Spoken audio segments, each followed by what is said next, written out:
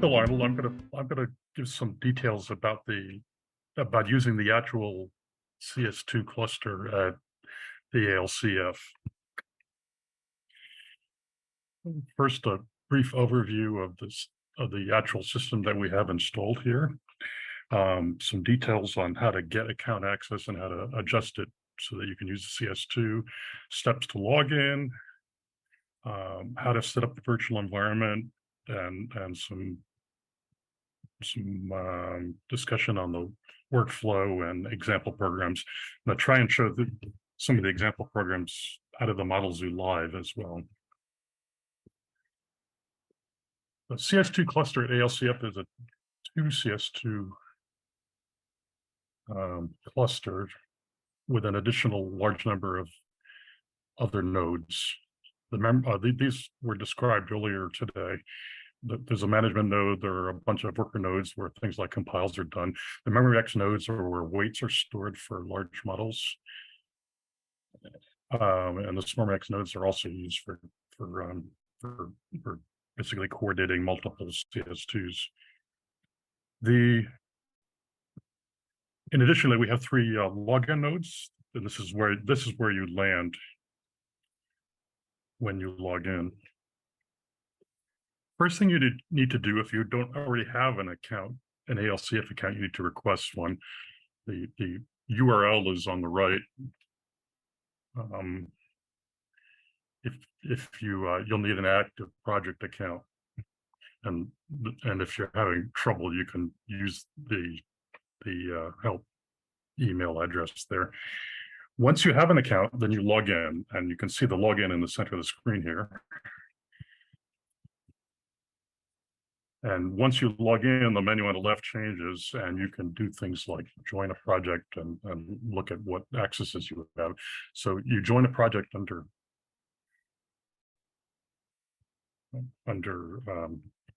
AI Testbed training. And once you've done that, you want to go into the Request and View Systems tab and make sure that you actually have access to the Cerebras system. At that point, you should be able to log in. The login consists of basically just a single hop SSH to a login node. From there, you're interacting with the system directly. You can log in either to a specific node if you want to like keep persistent screen sessions or something, or you can just log in to Cerebras ALCF ANL.gov, and it'll randomly pick one for you. When you're logging in, you have to use Mobile Pass to get your login passcode.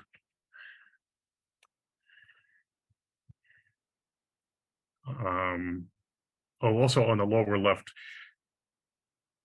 oftentimes when you're working with CS2, you'll end up with long-running jobs, and you're going to probably want to use either Screen or TMUX, and you can do that to persist terminals across disconnections like laptop closure or going home for the day. And theirs are both installed on the login nodes. So Cerebras users must create their own PyTorch virtual environment. We've tried sharing it. It doesn't work very well. You can see the URL here where we document this, and we keep this up to date for each new release of the Cerebras software stack. This is an example that basically in this, we're basically creating a new directory for each release. Then we're creating a Python virtual environment using the base Python support for that, activating it, and then we're installing.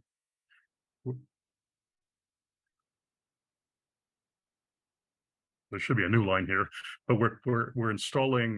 We're upgrading pip and then installing the Cerebras PyTorch package out of Pippy with a particular version number, the current version number that we have installed. And there's also a patch that you have to do, and this is a temporary thing for this release. you have to basically patch your virtual environment once you've created it with a new file, and then make sure you have it activated. This is all standard stuff, but you do have to do this, and you will have to do it every release as well, whenever we do install a new release. But you're generally warned if you're a user with email or something. Compiles are done automatically when no cache compile is found for the model. This was discussed at length earlier. One thing I will say is that for large models, you can see significant compile times if you're actually ending up having to do a compile.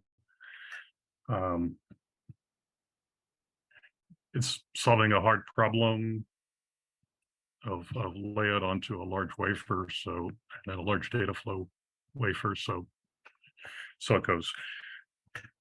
Run is, and again, this was covered earlier, run is straightforward. You can scale. Scaling is very straightforward. We can only scale from one to two on our particular cluster at the moment, but scaling simply, for most users, is simply specifying the number of CS2s that you want to use on the command line. And execution actually involves the various other support nodes in the CS2 cluster heavily, but it's all orchestrated mostly invisibly to you unless you're poking at it with instrumentation. The first thing you need to do is you need to clone the model zoo, and these are the steps that we're using when we create a new directory each time. You can also just pull the model zoo, but in this case, we're cloning it. And we're checking out a particular release. We include this in instructions just in case the release bumped up without your knowledge and it doesn't match the one that's on the system. That can happen. Again, this was covered earlier. This is an actual list of the model zoo models in the model zoo. So you can peruse that list. There's only currently one vision model, a transformer vision model, and extensive support for various NLP models, or reasonable coverage, at least for NLP models.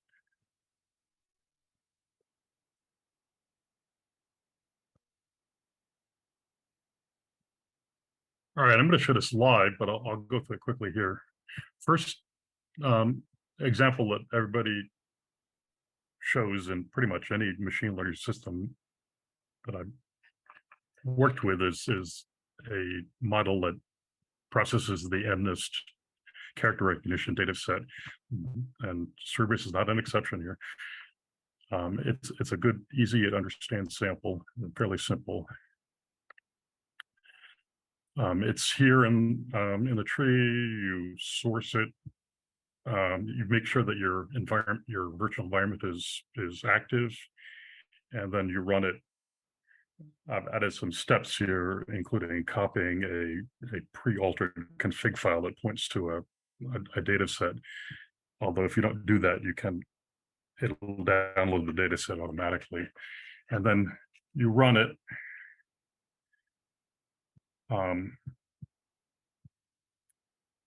Python run py, CSX means use CSX. You can also run, I don't know that I've tried this, but I believe you could try CPU mode and at least.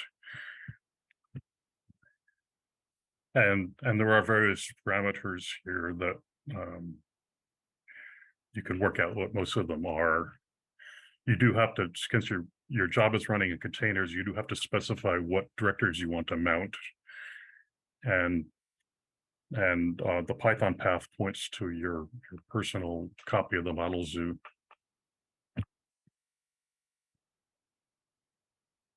Another example, GPT-J is a substantial sample, and again, it's run very similarly. You change to the particular model zoo directory with the sample, then you make sure your environment is activated. And similarly run it. In this case, again, we're also copying a pre-modified config file.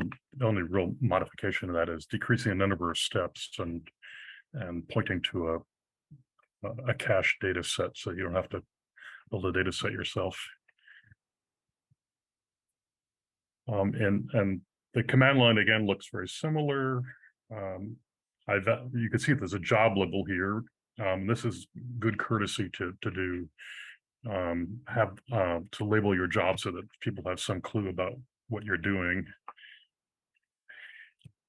The other interesting thing on this command line is this particular command line is specifying that it wants to use 2 CS2. So this is how you do scaling.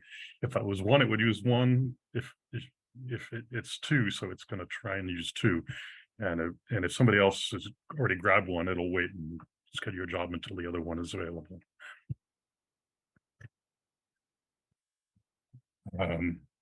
And mode train, yeah. So previous talked about CSTTL as well. This is basically from the help screen.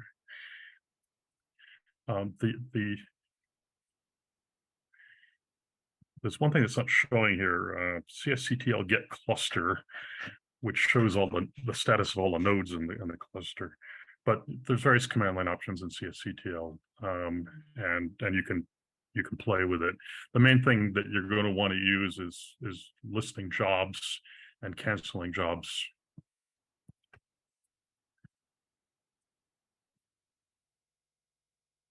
Yeah. So the model zoo, we keep on giving the URL. It's fairly straightforward. Just go to github.com Cerebras and look at the projects underneath it. Model zoo is one of them.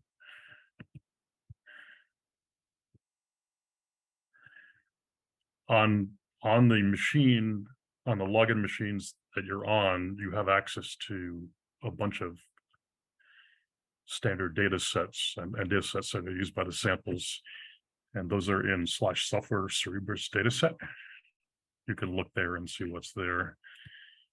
The software is in the software, all of Cerebras related stuff is in /software, and in /projects, you can have a project specific directory. And if you have a project specific directory, you'll be able to put large data sets or what have you in that folder. There's a fairly large file system backing /projects. The AI Testbed user guide is the documentation at is part of the documentation at ALCF, and it's the part that documents the AI testbed.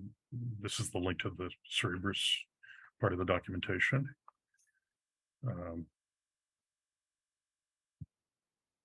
Cerebras has extensive online documents now, and they continue to improve. So you should absolutely examine the documentation when you have curiosity or trouble. They're at docs at Cerebras, excuse me, docs@cerebras.net.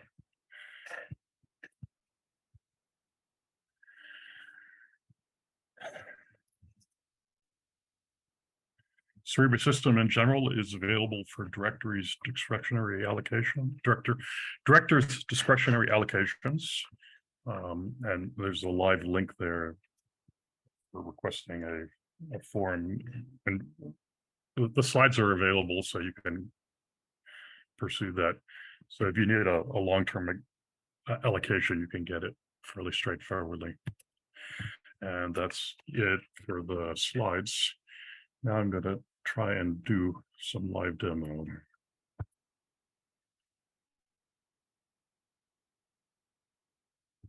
Let's see.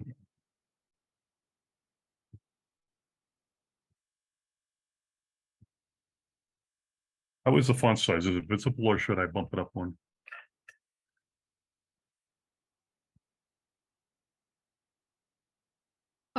Maybe you can bump it up a bit.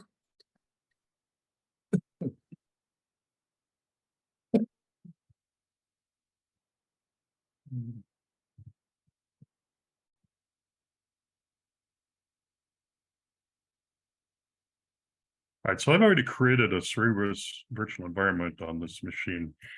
I'll run through the steps here, but it's going to go much quicker than usual because it's already created, so all the packages are already there. I'm just going to copy and paste them to the command line here.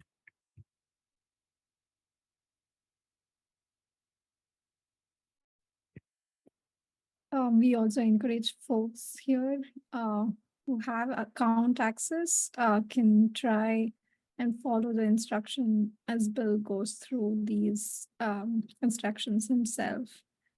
Please give us a thumbs up or something, whether if you're able to log into the system, and please let us know if you're facing any issues or if you have any questions. Yeah, I forgot my script actually deleted directories, so we are going to see the whole thing.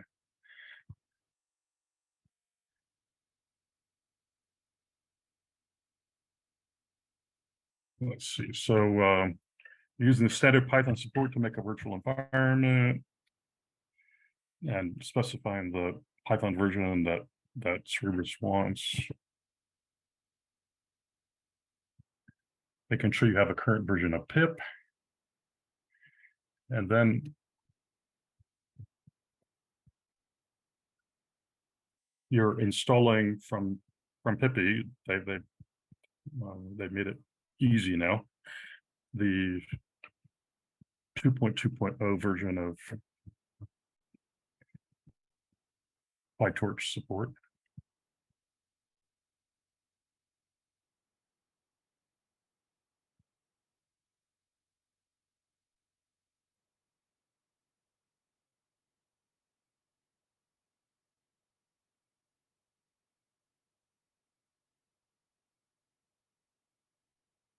I apologize. This is going to take a minute probably. I didn't notice that I was deleting the existing virtual environment.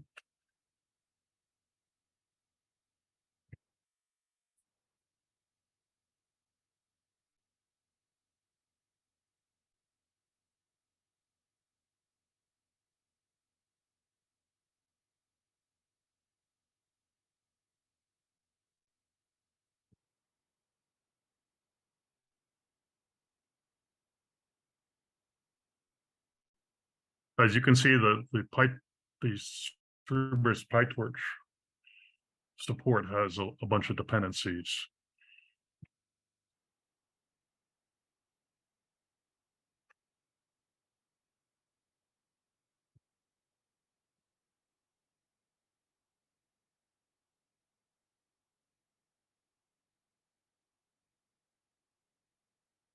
I don't remember. Don't want to see it here. What version of PyTorch is being used? It's a 2.x version of some sort.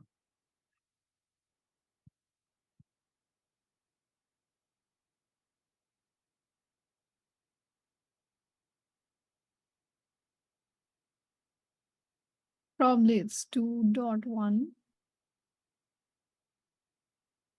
Yeah, 2.2.1. Here it is. Okay, sorry. 2.2.1. Okay, so the environment is now made. Now there's an additional step that we have to do this release to fix a problem with mount. But this is documented. We're basically copying a modified file, Python file, into our virtual environment.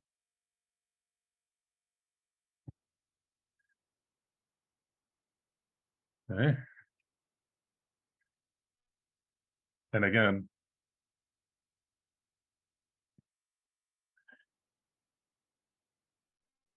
I'm gonna just copy.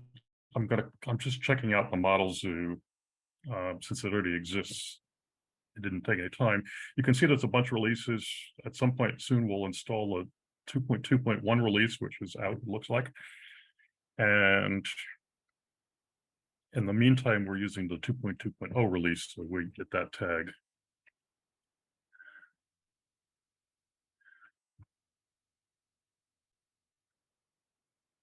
Okay, again, as part of running these samples, you want to make sure that the environment is active, make sure the requirements are installed, and change to the right directory. So that's what these steps are doing.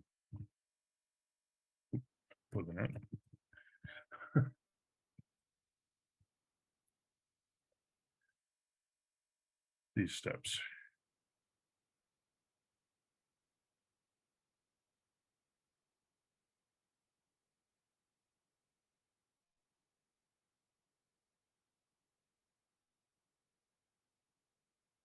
And all of these things that have been done so far, you only do once per release.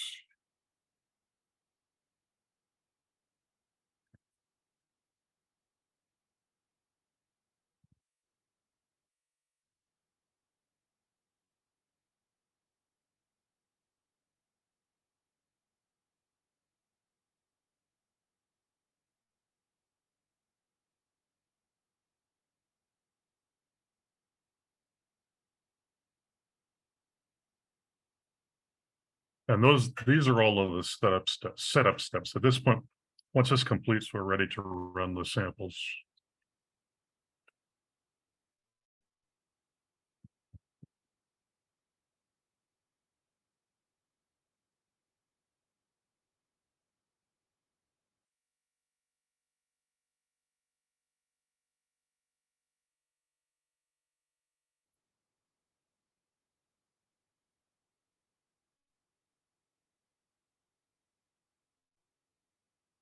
Okay, I'm changing to the directory for FC MNIST. That's basically a fully connected MNIST. It was shown earlier.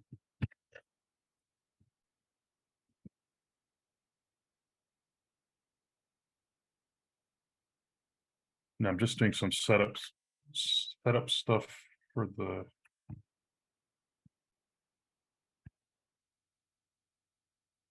deleting the model dir if it exists, so that it otherwise it will if you've run this previously, it'll only run up to the number of steps that it needs to run. If it's already completed the steps that you specified, it won't run anymore. So I'm just deleting the model dir. That deletes the checkpoints and such. I'm copying a modified config file. The config file, again, is the modification consists of pointing to a preloaded data set, a pre-downloaded data set, and I think a modification on the number of steps that are run.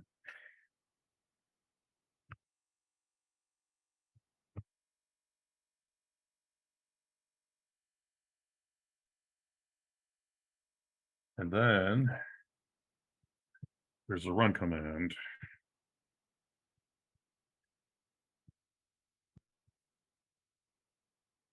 Again, you're specifying that you want to run on the CS2. That's the CSX parameter. You're specifying the configuration file. You're specifying that you want to run on one CS2, specifying that you want to train rather than compile. And then there's some parameters having to do with what directories to mount into the container, what the Python path is. Compile dir is a directory where your intermediate objects go.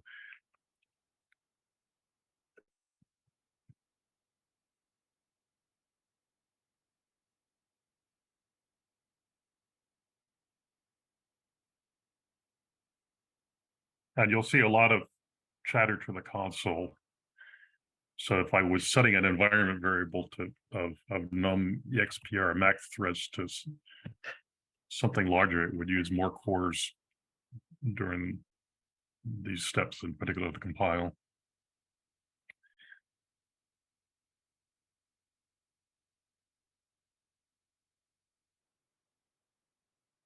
The compile has already been done, so it's using the cache compile.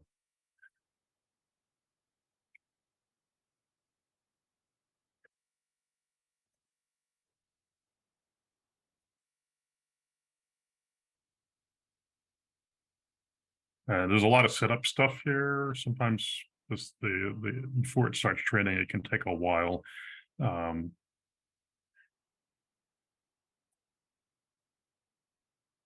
Over long jobs, this is just a small fraction of the run.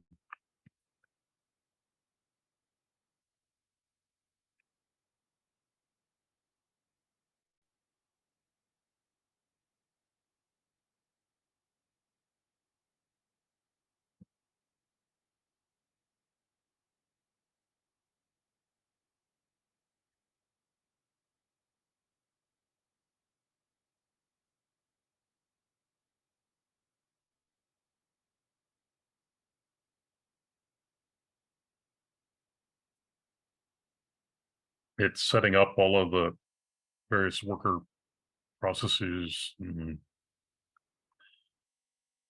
such.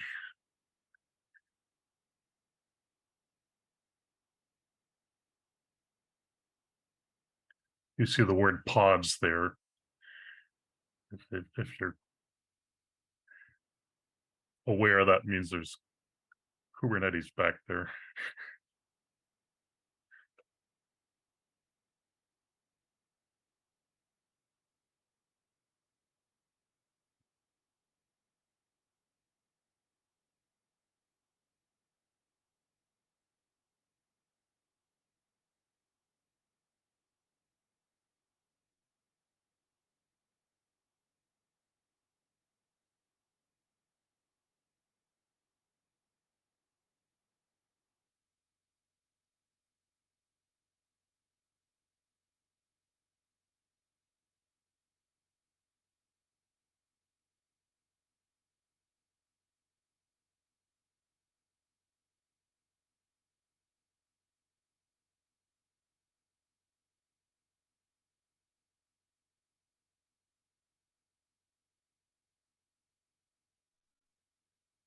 And it looks like Kubernetes is taking its time to set up all of the infrastructure pods, but whatever.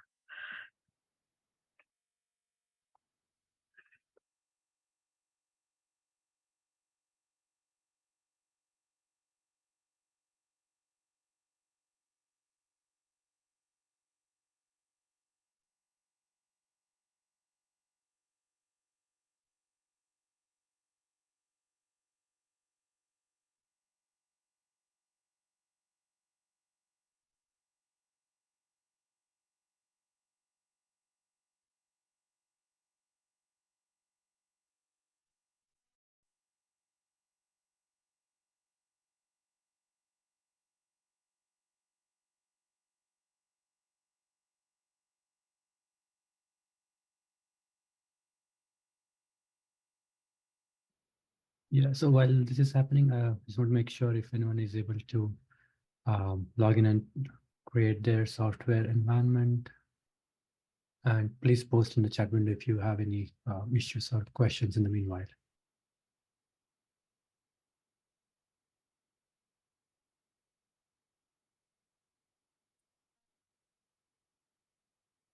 With these live demos, I'm always nervous about whether it's going to, whether I've forgotten a step or it's going to randomly fail or something. But it was working fine earlier today. And also to add, so we'll have this project allocation for a week. So even after this training session, you can still hop on the system and try the sample examples.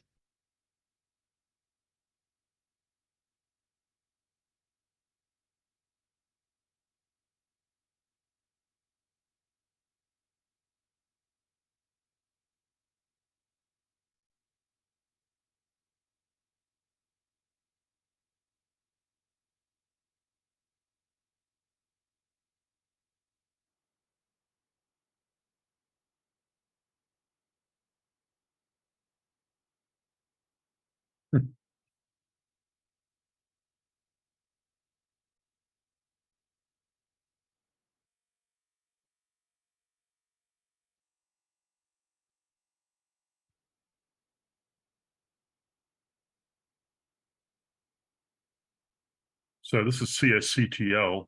I just ran watch CSCTL. So we have a couple of jobs active. One is, let's see.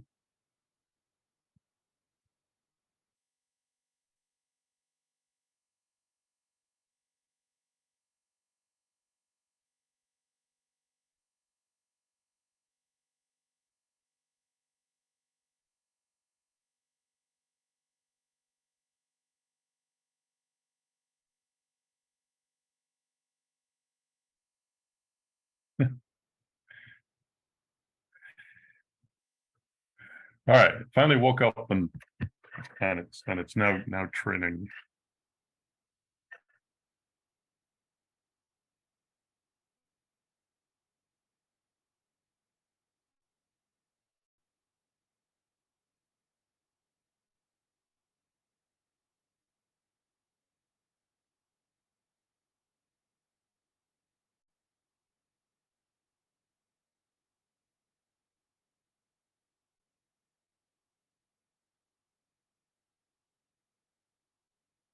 That's the most basic sample.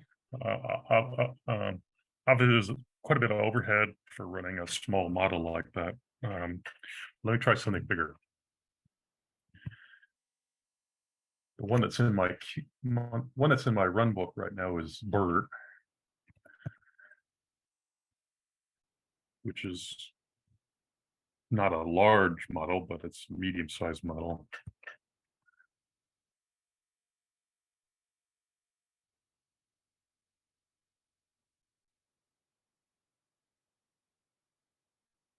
So I'm changing to the BERT directory.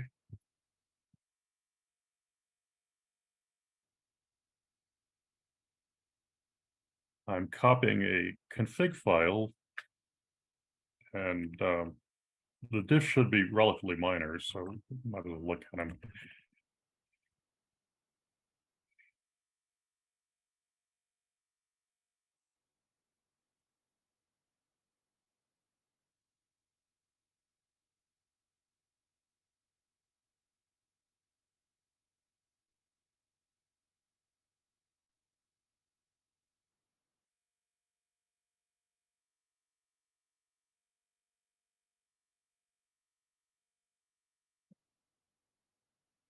So let's see. For some reason, the batch size is different, and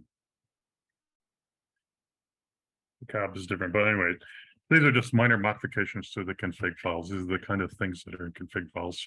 You should look at the config files, though. There are lots of parameters in them.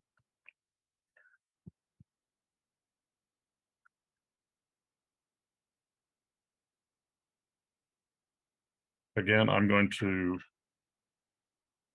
specify what model dir I want to use. That'll be off of the current directory, and then make sure it's gone, that it's not present. Then I'm going to run the sample like so. This is running with one CS2. No, wait, not specifying number. So it'd be running with one CS2 by default.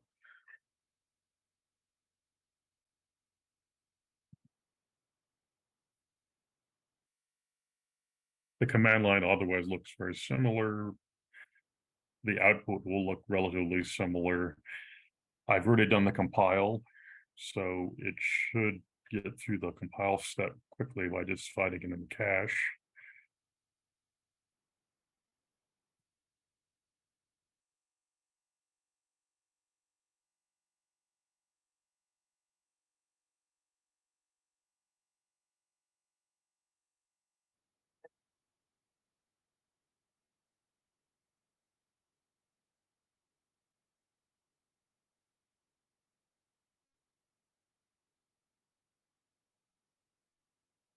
And at this point, I don't have a job. I just started a job because CS2 does not, the the Cerebras software doesn't actually allocate the CS2 until it's done with the compile and the preliminary steps.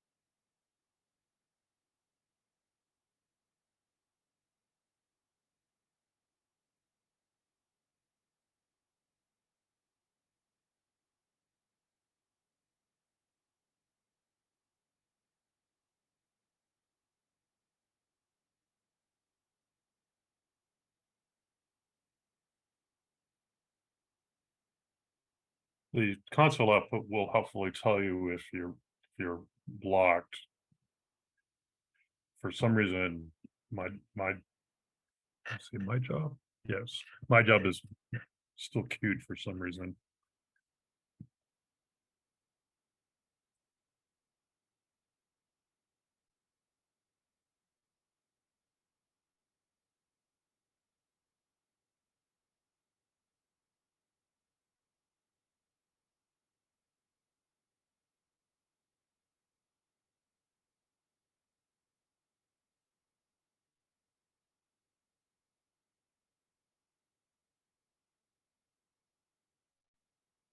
It looks like somebody may be running a compile job.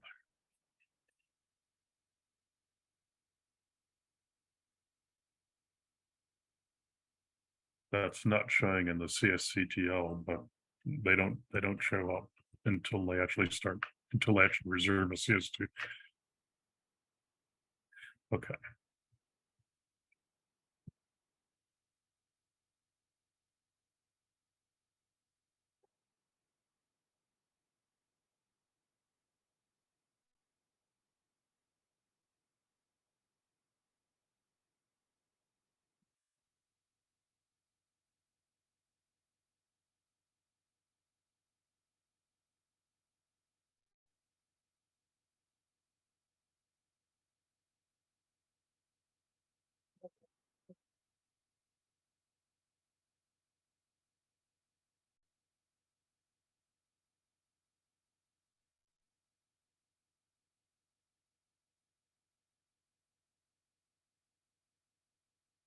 At any rate, if you look at the CSCTL, you'll see that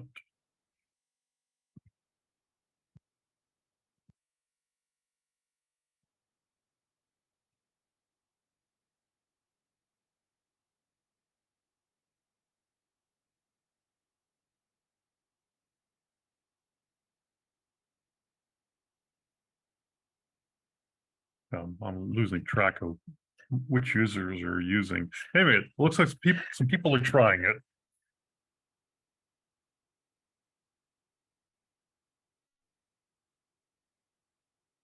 Yes, and my job now has a CS2 allocated.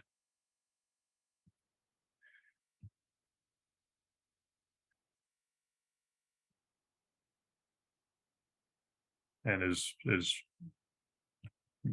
busy doing its setup stuff.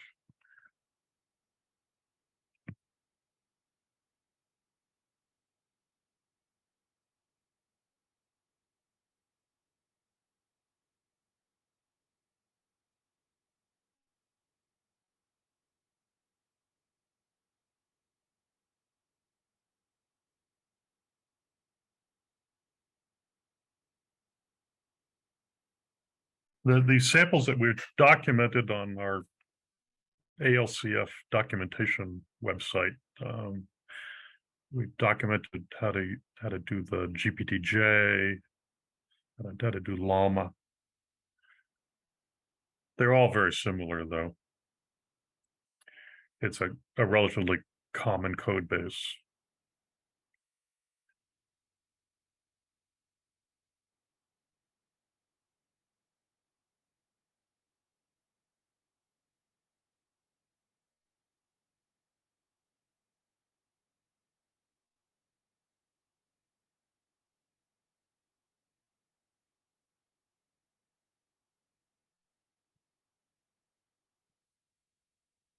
If you look at the CSCTL, you'll see two jobs are now running.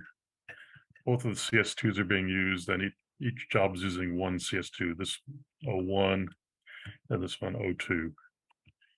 So if the system is busy, you're going to be wanting to use this command, which is basically watch CSCTL get jobs.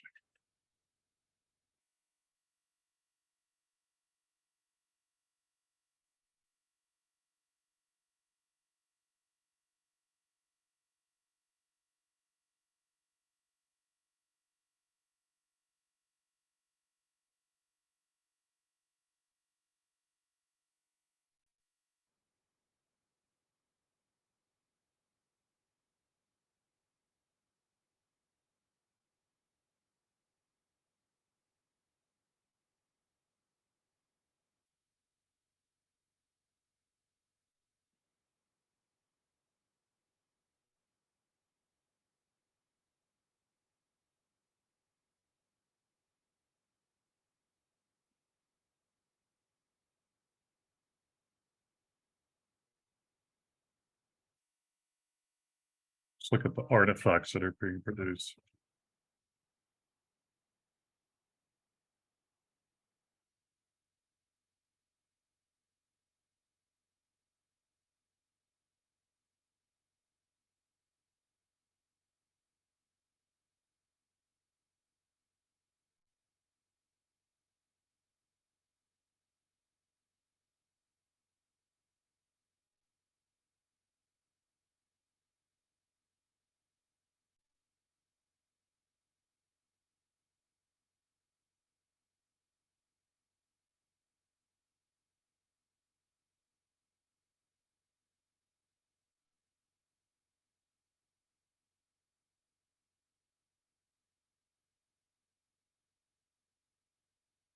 You can look in the output directory, the model dir for your logs.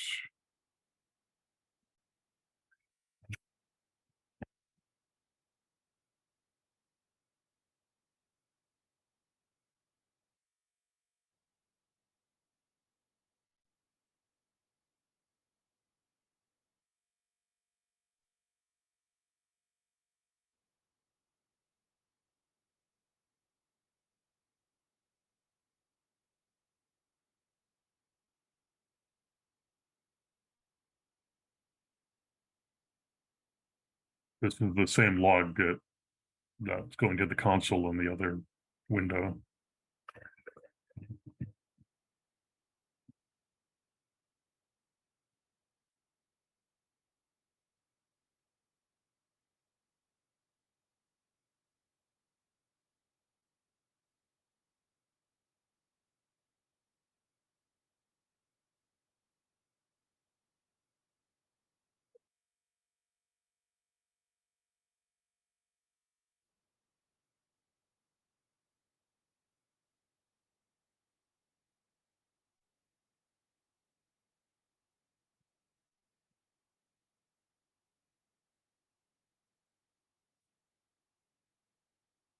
And now you can see some training action. Again, for long runs where you're using the system for hours or days, all of this preliminary stuff is relatively short.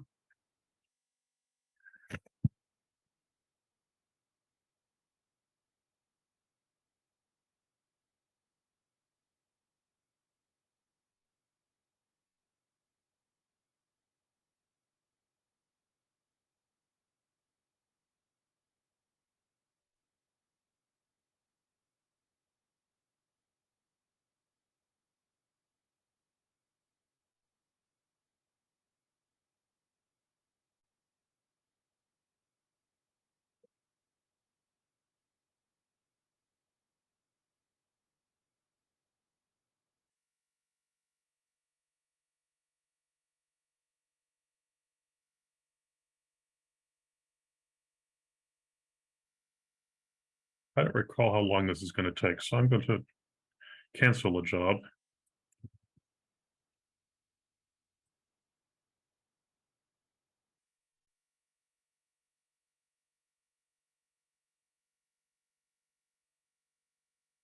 You get the job ID by using CSCTL get jobs. And you only want this part of the job ID. There's a prefix job operator / on our system. You want the WS job and then the ID.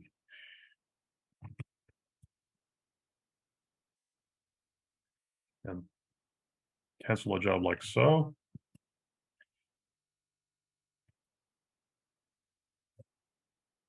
And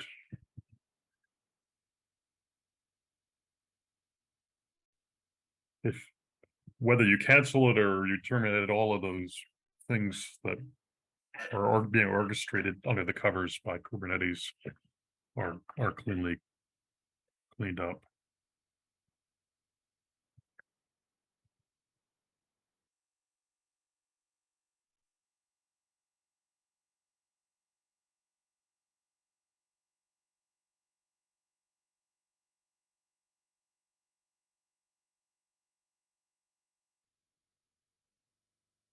And that's it. I showed how to run a short sample and how to run a somewhat longer sample. Yeah. Anything Thanks. else, Murali? I think Okay. we are good with that. Thanks for driving this. I think a couple of folks have just tried setting up the software environment and Yeah. a few jobs. It's pretty good. Well, at least one person was using it. So, All right. So yeah, maybe we can switch to the last talk of the day. right now, nobody's using it. At least nobody's actually grabbed the CS2. So, okay, so let me stop sharing.